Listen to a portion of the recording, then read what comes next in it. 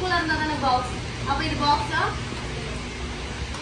அப்போ விஷயம் என்ன அப்படின்னா, மேல என்ன அளவுக்கு, மேலையோ இல்ல கீழையோ, ஓகே, ரெண்டு பக்கமும் என்ன அளவு எடுக்கலையோ அதே அளவு தான் இந்த பக்கமும் மார்க் இருக்கணும்.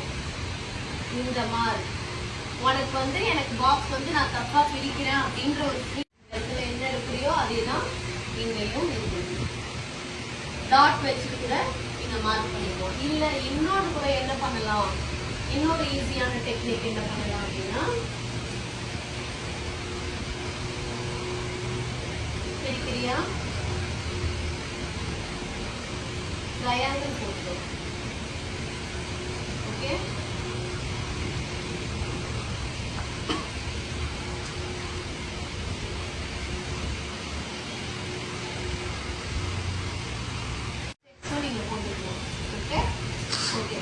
பெரிய செக்ஸ் போடுறேன். அதுக்கு நான் என்ன பண்ணணும், பாக்ஸ் வந்து பெருசு பெருசா என்ன பண்ணுவோம், பெரிய பெரிய பாக்ஸா போட்டுக்குவேன். இதுல என்ன பண்ணுவேன், டவுன் ஃபேஸ் பண்ண மாதிரி ஹம்ஸ் போட்டுக்குவேன்.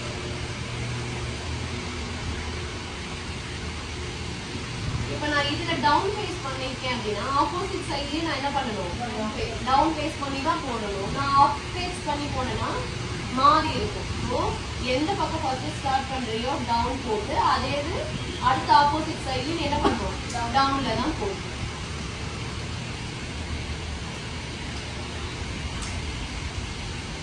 இதுக்குள்ள என்னெல்லாம் பண்ணலாம் அப்படின்னா, ஸ்பைரல், திக்கு டாட், குட்டி குட்டி ஹார்ம்ஸ் போடலாம்.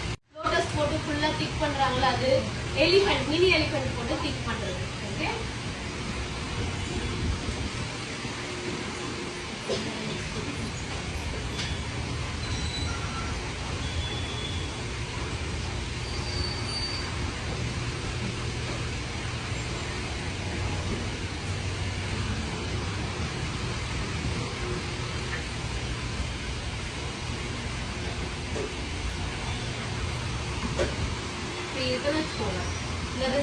நான் டிசைன்ஸா முடிச்சிட்டேன். டைமண்ட் ஷேப்ல மார்க் பண்ணிட்டேன். திக் லைன், மேல கீழே தின் லைன். ஸோ இதை நான் எப்படி மார்க் பண்ணுவேன் அப்படின்னா, 3 லைன் தான். இந்த சைட்ல 3, அந்த சைட்ல 3. சின்ன கையா இருந்தாலும் சரி, பெரிய கையா இருந்தாலும் சரி, உங்களுடைய பாக்ஸோடைய சைஸ் இந்த பக்கம் 3 லைன் இருக்கணும், அந்த பக்கம் 3 லைன் இருக்கணும். இப்போ இந்த பார்ட்டிஷன் பிரிச்சுட்டேன். இங்க இருந்து 1 2 3 முடிஞ்சா, இங்க எடுத்துட்டத அப்படியே இங்க இருந்து எடுத்துட்டு 1 2 3 முடிஞ்சா. இவ்வளவுதான் இருக்கணும். மொத்தம் உங்களுடைய பாக்ஸ் வந்து 1 2 3 4 5 6 7 8 9 இந்த பார்ட் தான் இருக்கணும். அதை தவிர்த்து குட்டி குட்டி பாக்ஸ் போடக்கூடாது. நீ இவ்வளவு பெரிய பாக்ஸ் போட்டாதான் அதுக்குள்ள லோட்டஸ், மினி எலிஃபென்ட் போட்டா பார்க்க அழகா. இதுல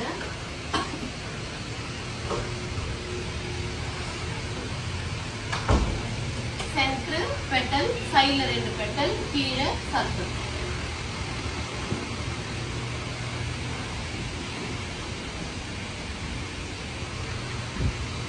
ஓகேயா? புரிஞ்சா? இல்ல இதுல வந்து பேபி ஷவருக்கு நான் போட போறேன் அப்படின்னா பாப்பா வந்து சி சர்க்கிள் சர்க்கிள் சின் சின் முடிஞ்சா பாப்பா லைன்ஸ் வந்துடு.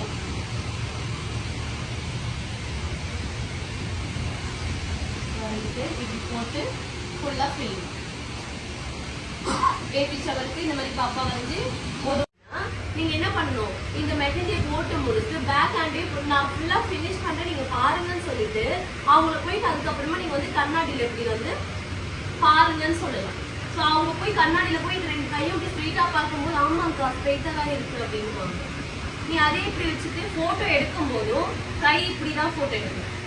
சரியா? போட்டோ எடுக்கும் போது கை 2 இப்படி ஜாயின் பண்ணி இப்படிதான் போட்டோ எடுக்கணும். பேக் ஹேண்ட் எடுக்கும்போது இப்படி எடுக்கக்கூடாது, wrong way. Back hand photo எடுக்கும்போது இப்படிதான். அதே மாதிரி சக்கரை தண்ணி தயிர் ரொம்ப சூப்பரா நீட்டா ப்ரொஃபஷனலா வேணும் அப்படின்னா சக்கரை தண்ணி போட்டாலே உன் டிசைன் வந்து நீ நல்லாவே பண்ணியிருந்தாலும் ஒரு மாதிரி லோக்கலா ஆயிடும். ஒரு மாதிரி கிளம்ஸியான மாதிரி ஆயிடும். நம்ம அதுக்குதான் வந்து ஓன் மெஹந்தி மேக் பண்ணுங்கன்னு நான் சொல்றேன். நம்மளுடைய மெஹந்தி நீங்க கையில போட்டீங்கன்னா ஸ்ட்ரிக்லியா ஒட்டிக்கும். அந்த சக்கரை தண்ணி எதனால போடுற, கீழே உதிர்ந்துருது அப்படின்றதுனால தான் நீ போடுற. பட் நம்ம மெஹந்தி வந்து உதிராது. வந்து இந்த தயாரிச்சு நம்ம பாம் தடவுறது அதெல்லாம் ஒன்று. அதே மாதிரி மெஹந்தி போட்டு முடிச்சதுக்கு அப்புறம் ரிமூவ் பண்றது, நீங்க முடிச்சதுல இருந்து 4 to 5 hours அவங்க கம்பல்சரி வச்சிருக்கணும். அவங்க உடனே அழிச்சிட்டு மறுநாள் கால் பண்ணி நீங்க மெஹந்தி போட்டீங்க எனக்கு வந்து ஸ்டெயினே வரல, எப்போ கழிச்சு நீங்க உடனே வாஷ் பண்ணிட்டா எப்படி வரும்? கையில வந்து அந்த ஈரப்பதம் ஊறிட்டு இருக்கணும். ஒரு 4 மணி நேரமாவது உங்களுக்கு ஊறணும். ஊறினாதான் உங்களுக்கு ஸ்டெயின் வரும். ஓகே, அதே மாதிரி டைரக்ட் வாட்டர் வாஷ் பண்ணக்கூடாது. போட்டு முடிச்சதுக்கு அப்புறம் நேரம் எடுத்து போய் டேப்ல வாஷ் பண்ணக்கூடாது. ஜஸ்ட் ரப் பண்ணிட்டு அதுல வந்து விக்ஸ் தைலம் இருக்குல்ல, விக்ஸ் தைலம் சூடு இல்ல, ஸோ அதுக்காக தான் விக்ஸ் தைலம் தேய்ங்கன்னு சொல்றேன். பொதுவாக எனக்கு கோகனட் ஆயில் வந்து தேய்க்கிறதுல விருப்பம் கிடையாது.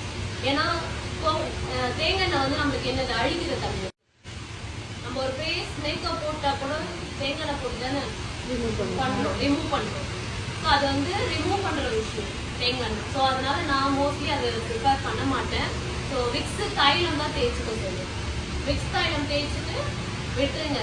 இல்ல விக்ஸ் தைலம் தேய்ச்சி எனக்கு வந்து ஸ்டெயின்ல ஏதோ இருக்கு அப்படின்னா பிளாம்பு போட்டு அதோட இதுல காமிக்க சொல்லிடுவேன். அதுதான் இது 2 விஷயம் தான் நான் பண்ண சொல்லுவேன். டைரக்ட் வாட்டர் கம்பல்சரி நீங்க இதை சொல்லிடணும். பிஃபோர் வேக்ஸ் பண்ணிடணும். 2 days முன்னாடி அன்னைக்கு வேக்ஸ் பண்ணிட்டு அன்னைக்கு ரேசர் போட்டா பிரச்சனை கிடையாது.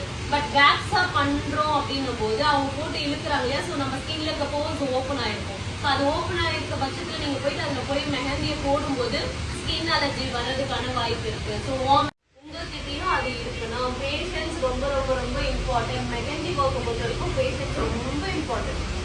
புரியுதா? ஸோ அதனால பொறுமை கண்டிப்பா வேணும். உன்னால முடியலையா அந்த இடத்துல நிப்பாட்டிட்டு ரெஸ்ட் எடுத்துட்டு அப்புறம் கூட பண்ணு. பட் டைம் ஆயிடுச்சு, ஹரிபரி ஆயிடுச்சு, ஃபாஸ்டா பண்ணாது.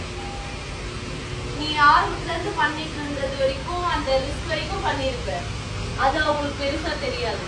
இந்த சொதப்பி இருப்பாரு, அதுதான் எப்பவுமே மனுஷங்களுடைய குணமே அதுதான். நம்ம பண்ற நல்லதெல்லாம் வருஷ கணக்கா நம்ம பண்ண நல்லது அறியாம ஒரு நாள் நம்ம பண்ற தப்பு ஓவரால் நம்ம ஃபுல்லா வந்து என்ன ஒரு தப்பானவங்களா மாறிடும். அந்த மாதிரிதான் ஒர்க்கு. பொறுமை ரொம்ப ரொம்ப ரொம்ப இம்பார்ட்டன்ட். இவ்வளவு தூரம் இங்க இருந்து போட்டு வந்து அந்த ரிஸ்க்கு கீழே பொறுமை இழந்துடக்கூடாது. அதே மாதிரி வந்து இந்த பேக் சைட்ல போடுறதுக்கும் பொறுமை இருக்காது. அடிச்சுடுறது அது தப்பும் பண்ணக்கூடாது. சரியா? 2 மணி நேரம் எக்ஸ்ட்ரா கூட பரவாயில்ல. 4 மணி நேரம் 6 மணி நேரம்